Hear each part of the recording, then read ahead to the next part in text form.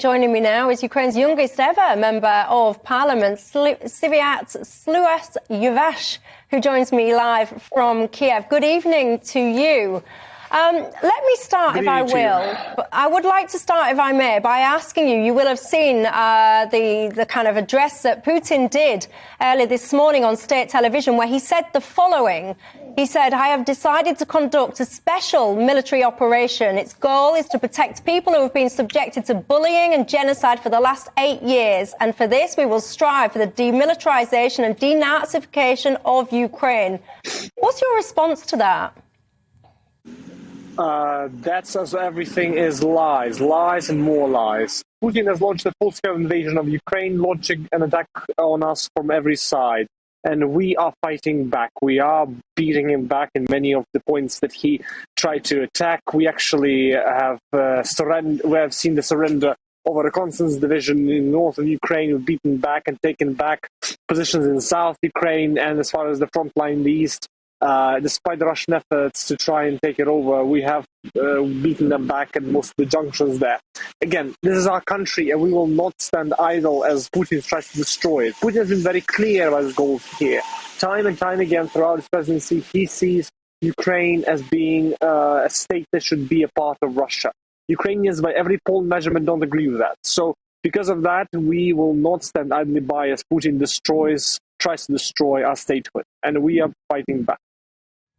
Yeah, you say you're fighting back. I mean, just give us an insight, if you will, into what is the situation on the ground there. What is the feeling? Are people afraid right now?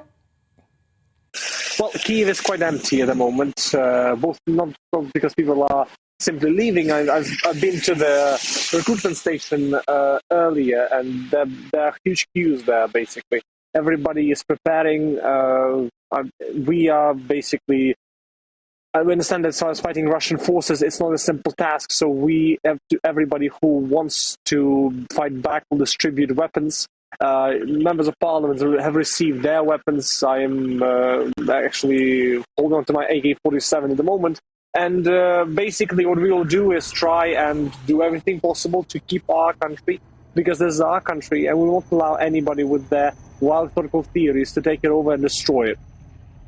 I mean, did you just say you're walking around with an AK-47 at the moment? I will put it down, but I hadn't had a chance to drop by my home to this from the point that I actually got it. Because members of parliament, we today received weapons to try and join in with the defense. To those who wish, that is. I mean, just help me understand this a little bit further. I mean, you're basically saying, or your country is saying, to anyone who wants to pick up weapons and fight, you will arm them, they will do so.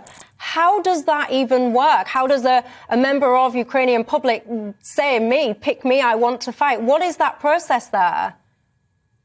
That is very simply the reality of full-scale invasion. Again, every single city in Ukraine has been hit by missile attacks. I come from deep west of Ukraine, on the border with the European Union, with Poland. And we had a military installation there targeted and missiles fired all over the country. We had invasion in the south, in the east, in the north, all across the Russian-Ukrainian border and Belarusian border, which is more than 1,000 miles long.